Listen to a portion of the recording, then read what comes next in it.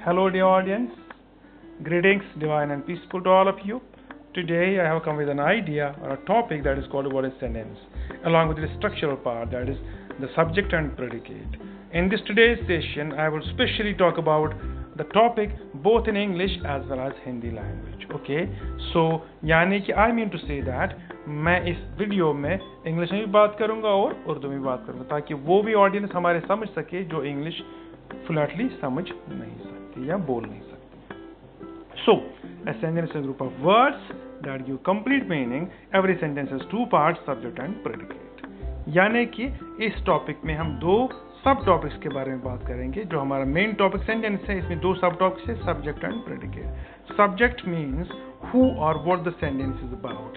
यानी कि सब्जेक्ट वो एजेंसी होती है, ये कौन सी, क्या ह्यूमन एजेंसी और नॉन ह्यूमन एजेंसी, ये कौन सी एजेंसी है, वो होता है सब्जेक्ट. ओके, सब्जेक्ट में हम वही पता करते हैं. यानी कि द कैट इज स्लीपिंग, यानी कि द कैट जो है ये हमारी एजेंसी ऑफ वर्क है, यानी कि ये क्रिएचर है. ओके, एक एनिमल है, ये हमारा सब्जेक्ट बन जाता है. फिर प्रेडिकेट में in the second row we are talking about the predicate. Predicate is the main work that is being done by subject. What the subject is doing and what is said about it. Subject क्या काम करता है और या subject के बारे में क्या बोला जाता है, वो हम प्रेडिकेट में रेफर करते हैं. For example in the same sentence the cat is sleeping, so is sleeping is a predicate. यानी कि द कैट इज स्लीपिंग, इसमें द कैट ऑलरेडी रेफर कर चुके हैं, ये एक सब्जेक्ट है. इज स्लीपिंग जो है ये प्रेडिकेट है. इस प्रेडिकेट में इंपॉर्टेंट चीज जो होती है वो वर्ब होती है, यानी कि is helping verb and sleeping जो है मेन वर्ब है. तो इसका मतलब है हमने दो चीजें सीखी इस वीडियो में.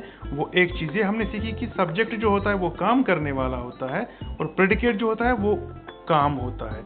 यहाँ प्रेडिकेट जो होता है वो जो सब्जेक्ट के बारे में कोई इन्फॉर्मेशन देती है उसको भी प्रेडिकेट बोला जाता है. और अब इस सब्जेक्ट और प्रेडिकेट को अंडरस्टैंड करने के सिर्फ सिंपली दो तरीके हैं, दो टर्म्स हैं, सब्जेक्ट एंड प्रेडिकेट. यानी कि सब्जेक्ट का मतलब होता है वो जो काम करता है, वो कौन है, ये वो क्या चीज है, उसको सब्जेक्ट बोलते हैं. और प्रेडिकेट व्हाट हैपेंस और what is said about it, क्या होता है या क्या सब्जेक्ट करता है, कौन सा काम होता है या सब्जेक्ट के बारे में क्या बोला जाता है, इन दोनों चीजों को प्रेडिकेट बोलते हैं. Okay, right. So now let's go for the examples. In the examples we have the sentence the dog barks loudly. The dog barks loudly. यानी कि हमारा सेंटेंस जो है the dog barks loudly, इसमें the dog जो है वो subject है और प्रेडिकेट जो है barks loudly. In subject under the subtopic subject, that is the dog, that is the agent of work, and in predicate we have barks loudly. Barks is the verb and loudly is an adverb. यानी कि इस sentence में the dog जो है वो काम करने का जरिया है और प्रेडिकेट में बार्क्स लाउडली, जो बार्क्स है वो काम है, यानी कि जोर से भौंकना वो डॉग का काम है, उसको प्रेडिकेट बोलते हैं. लाइकवाइज माई मदर कुक्स फूड, यानी कि माई मदर जो है वो एक सब्जेक्ट है और कुक्स फूड जो है वो प्रेडिकेट है, जिसमें मेन पार्ट हमारा है वो वर्ब होता है. प्रेडिकेट में मेन पार्ट जो होता है वो वर्ब होता है, यहाँ पे वो कुक्स है. तो सब्जेक्ट माई मदर हो गया, प्रेडिकेट हो गया कुक्स फूड. लाइकवाइज जो तीसरा सेंटेंस हमारे पास है वो है the birds fly in the sky. Birds fly in the sky. Birds जो है that is the subject, that is the main part, that is the agency of the work. And इसी तरह से प्रेडिकेट में जो होता है fly in the sky. Fly is the main verb, that is fly is the main verb that makes the important part of the predicate, and in the sky is adverb. It again helps us to make the proper meaning of the verb that's called fly.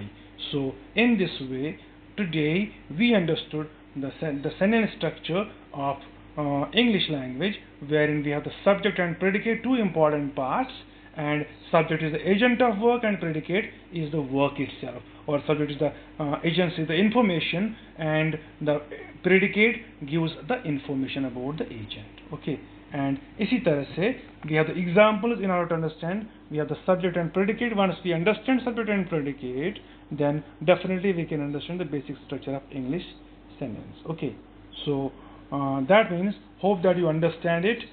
यानी कि हिंदी में बोलने की कोशिश करेंगे फिर से. तो सेंटेंस के दो पार्ट्स हैं.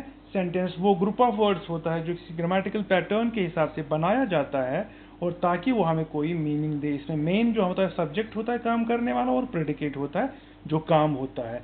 यानी कि सब्जेक्ट काम करने वाला होता है या काम करने वाला होता है, ये काम करने वाला होता है। प्रेडिकेट जो होता है या तो वो काम बताता है या तो कोई इंफॉर्मेशन सब्जेक्ट के बारे में देता है।